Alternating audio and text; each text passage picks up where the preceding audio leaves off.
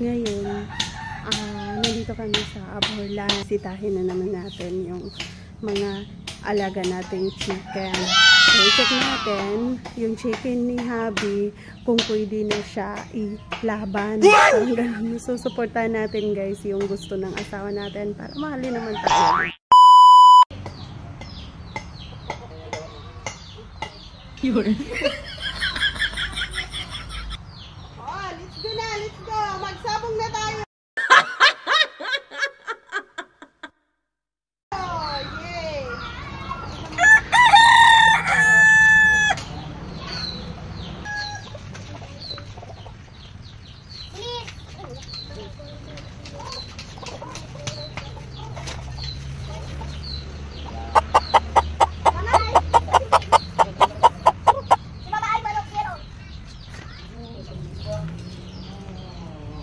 Ito yung pinaka-paborito nating manok ngayon. Kasi namatay si manok na pula. Namatay na. Active lang yung manok na